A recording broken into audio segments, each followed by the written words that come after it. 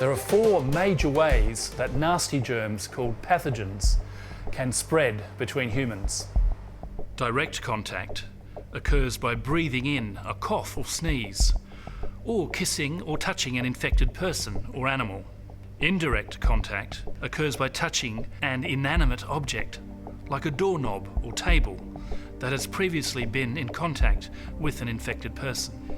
Insect bites cause infection, for example, by a mosquito carrying malaria or dengue fever.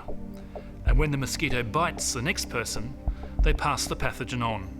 Contamination of food or water by bacteria or viruses can occur. An example is the bacterium E. coli, which can spread through uncooked hamburger meat or unwashed fruit.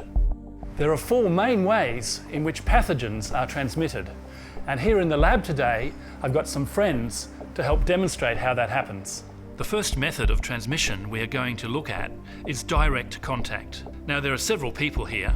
Let's say that Camille has had a cold, but she still came to the lab. We're going to show that by placing this powder on Camille's hand, as if she just sneezed.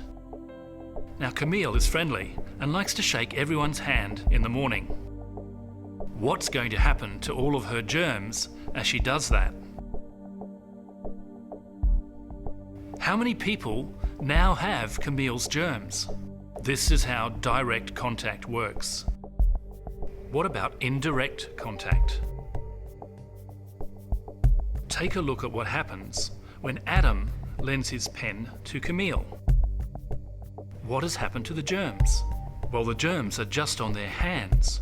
But what happens if they touch their nose or mouth? They can breathe in or swallow the germs. Infections can spread by both direct and indirect contact. It's just so easy. But the body has many mechanisms in place to prevent infection, as we learnt in the last lesson. The eyes. Our tears wash out pathogens, and they contain chemicals called enzymes, which kill bacteria. The nose. Mucus traps pathogens, which are then swallowed or blown out in coughs and sneezes. The mouth. There are friendly bacteria that help prevent the growth of nasty or pathogenic bacteria.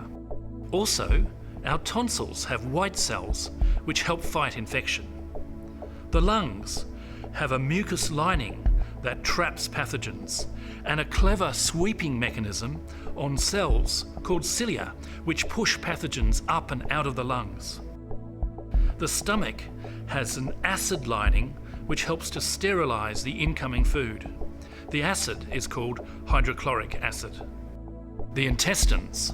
Many friendly bacteria are in our gut and help to stop the growth of harmful germs or pathogens. This is called the microbiome, the germs in our body that we happily live with and help us to live better.